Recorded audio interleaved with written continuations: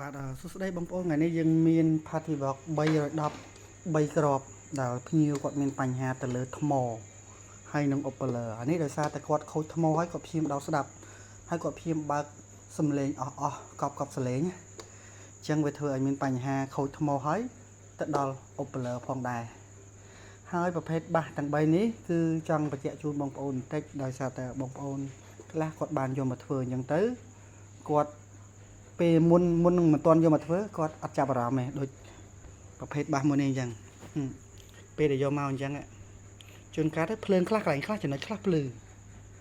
ចំណុចខ្លះភ្លឺនេះដូចចំណុចខ្លះភ្លឺកន្លែងចំណុចខ្លះអត់ភ្លឺតើតែពេលអញ្ចឹងទៅគាត់យកទៅវិញមានថាគាត់ចូលទៅវិញគាត់ចាប់ផ្ដើមបណ្ឌិតអីគាត់មកថាហេតុបងមិនក៏បាសខ្ញុំមិនក៏អត់ភ្លឺអាកន្លែងនេះនេះឃើញទេបងប្អូនឃើញនេះអាកន្លែង Bluetooth អត់ភ្លឺទេដោយសារតែវាចូលទឹកអញ្ចឹងបងប្អូនឃើញនៅចំណុចនេះឃើញទេអត់ដំណើរការទេដោយសារតែវាដាច់ភ្លើងបាត់ហើយអញ្ចឹងគាត់អត់បានចាប់អារម្មណ៍ពេលមុននឹងគាត់យកមកប្រភេទមួយនេះមួយទៀតអញ្ចឹងបងប្អូនឃើញនេះពេលយើងដាក់ដៃអញ្ចឹង sensor វាចាប់បានវាលោតឲ្យភ្លឺភ្លើងទាំងអស់ហ្នឹងអញ្ចឹងពេលដែលយើងចុចកន្លែងបេតុងខ្លះកន្លែងទៅវាទៅជាភ្លឺកន្លែងខ្លះវាអត់ភ្លឺកន្លែងខ្លះវាភ្លឺដោយសារតែវាចូលទឹកបងប្អូនអញ្ចឹងបងប្អូនកុំយកច្រឡំអញ្ចឹងណាដូចប្រភេទមួយនេះវិញគឺវាភ្លឺស្មើគ្នាហ្មងដោយសារអីវាអត់មានចូលទឹកទេឃើញទេអញ្ចឹងវាភ្លឺស្មើគ្នាហ្មងវាអត់មានថាចំណុចកន្លែងណាដែលខ្វះខាតដែរនេះតោះតែដាក់ទឹកដៃអញ្ចឹងទៅ sensor វាលោតមកភ្លឺស្មើហើយអញ្ចឹងសម្រាប់បងប្អូនណាដែលគេហៅថាប្រើប្រាស់ចំពោះប្រភេទ310ឬក៏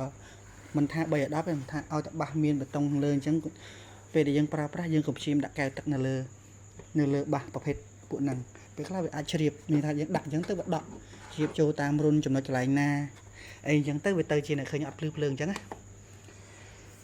អញ្ចឹងនេះជាវីដេអូដែលគ្រាន់តែពួកយើងចង់បញ្ជាក់ជូនបងប្អូនហើយបើសិនជាបងប្អូនមានបញ្ហាទៅលើចំណុចហ្នឹងឬក៏តាក់ទងទៅលើបញ្ហាខូចថ្ម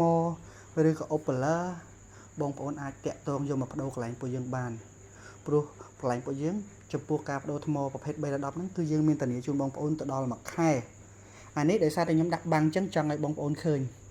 ញនៃពលឺវាដល់ពេលបើសិនជាយើងបើកវាចេញមកវាអត់ភ្លឺឃើញគេហៅថាឃើញនៃពលឺរបស់វាអញ្ចឹងណាតែចាំងភ្លើងមកវារៀងអាប់មើលអត់ចង់ឃើញអញ្ចឹងខ្ញុំដាក់អញ្ចឹងទៅសម្រាប់មើលឲ្យឃើញច្បាស់ជូនបងប្អូនអញ្ចឹងអរគុណវីដេអូនេះមានតែប៉ុណ្្នឹងឯងចែកជូនបងប្អូនបើសិនជាថ្ងៃក្រោយបងប្អូនមានតម្រូវការទៅលើអ្វីដែលយើងបញ្ជាក់ជូនបងប្អូនអាចយកមកកន្លែងពួកយើងបានជួសជុលដោយទំនុកចិត្តទំនួលខុសត្រូវ